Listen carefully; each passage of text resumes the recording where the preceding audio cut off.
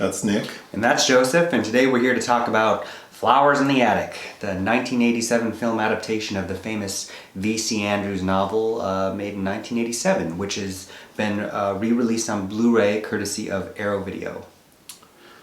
I remember watching this. I've seen this movie numerous times in the last, 30 some years? Because I know my mom rented it a few times when I was an adolescent. So I... What? Show this to my adolescent son. Okay. I don't think she understood what we were watching. Sure. But the story is pretty disturbing. Well, let me preface this. Okay. So I was in third grade, and my mother had some V.C. Andrews novels, and I had a fascination, and this led to my fascination with Stephen King. But I remember sneak reading My Sweet Audrina, and then immediately obtained a copy of Flowers in the Attic. So I was in third grade telling other people in school about these brothers and sisters fucking. Incest, yeah. Yes. So the book was published in 1979 by V.C. Andrews, and I think she died. She appears in this film, but she died before it was released. Yeah, she's a window washer. She's an old lady. But she died before it came out, and if you notice, she has many series of books. This Flowers in the Attic is the first in a series of what's called the Dollanganger series, based on the family's last name. But she has several family series books. But she died in '86, and somebody, I forget his name, ghostwrites under her name because she's a well-known Pulp Fiction writer. What I was going to say was that I've seen this film numerous times, and due in part or in great part to my terrible memory, I forget the bulk of the story, except that there's the sort of insinuation of incest, because the film is a lot more watered down than the books. Well, because there are a couple things that happened significantly with this film. Test audiences. Well, hold on. Okay. What I was going to say was that is like the highlight of the story for me. However, with a rewatch like we did a week ago, I forget how gripping the story is, how disturbing the mom's behavior is, the grandmother's behavior. It's a pretty fucked up story, even the watered down version, which is the film adaptation. But anyway, go ahead. I agree, because the producers during the test audience backed away from the incest themes, but I don't know if you're making a film that is explicit about the incest. It's not a subtext, it's text, and they just cut it all out.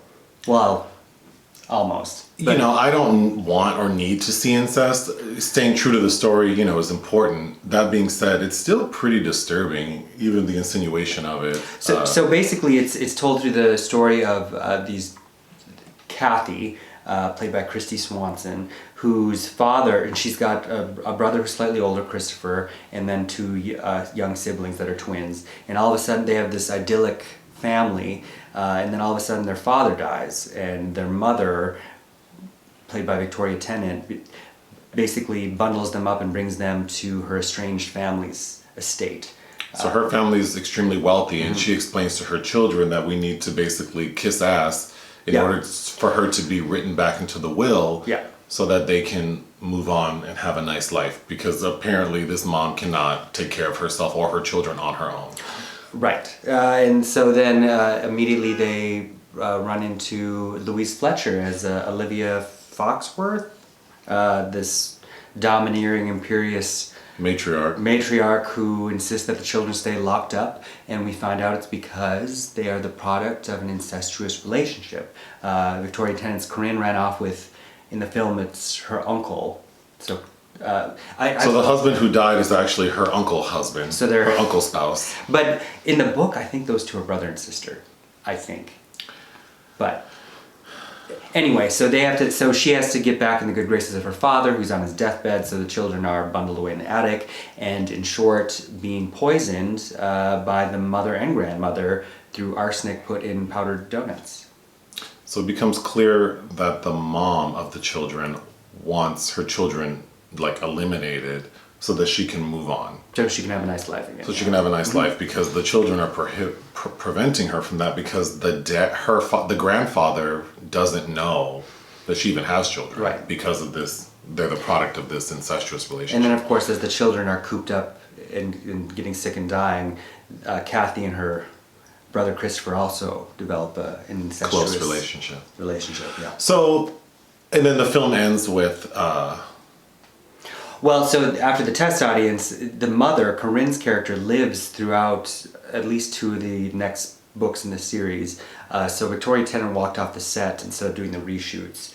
And I believe the director, Jeffrey Bloom, also walked off the set because it was taken out of his hands by the producers and recut. Okay, well, what was the end of the story? So in the film that exists, the mother is killed. So the children find out that the mother hasn't been attempting to like get back into the good graces of her father. In fact, the father has passed, and she's just living her best life.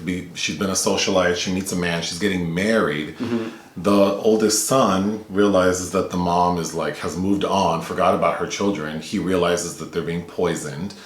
Well, because the young boy dies. Right. Cory.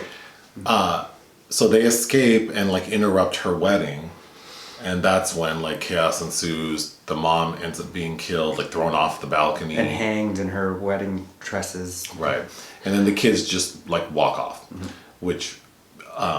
But okay, so what do I like about this story? I think it's just so fucked up, even though it's watered down. For what for test audiences, and it was 1987. It's still, I was really uncomfortable, and I have seen this movie at least 6 or 7 times, and didn't remember how uncomfortable it is to watch 2 mothers just treat their children so terribly. So Victoria Tennant, I've never been particularly fascinated by, and she doesn't do much for me here. The character's behavior is disturbing, but. For your camp value, Louise Fletcher, Oscar winner Louise Fletcher, is kind of the fun one for me as Olivia. Yeah, so she's another good... superhuman strength, apparently, because she lifts up that girl. Yes. She's a great... she's another reason to watch this film. Her performance is...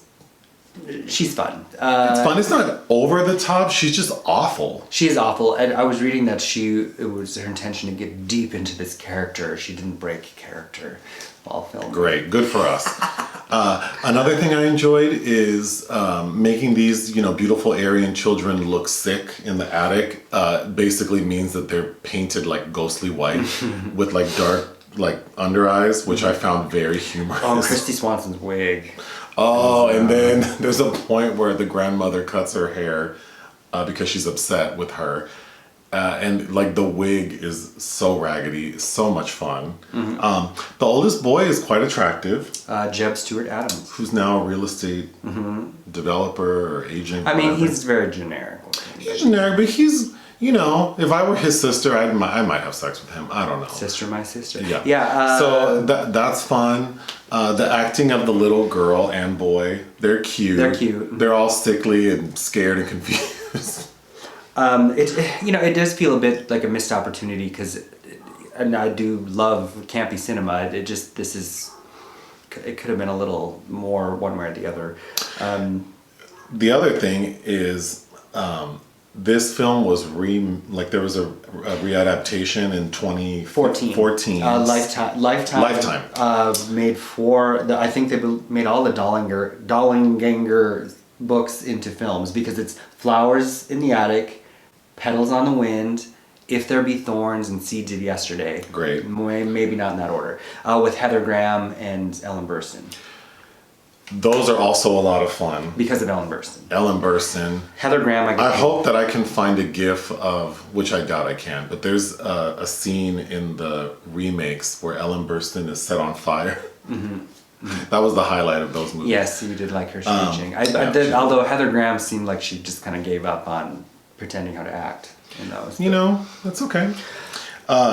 This was photographed by Gil Hubbs, who did Enter the Dragon, was his other previous notable credits.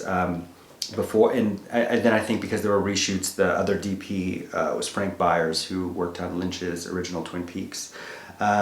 Distributed by New World Pictures on November 20th, 1987, which was my birthday.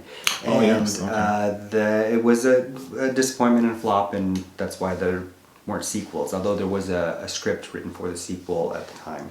Well, that's a shame. I enjoyed this film. And Wes Craven had a first crack at the script, but I don't believe somebody didn't like it, either the producers or V.C. Andrews. But I think that in Craven's People Under the Stairs, you can see the influence of this. Yes. On that. Yes.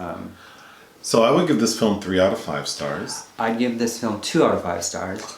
Okay. I think that it's a crap film that has some fun things in it. I'm glad to see it be resurrected by a label like Arrow Video, and I'd give their release of the film 4 out of 5 stars. Okay. All right. Okay. Thanks. Mm-hmm.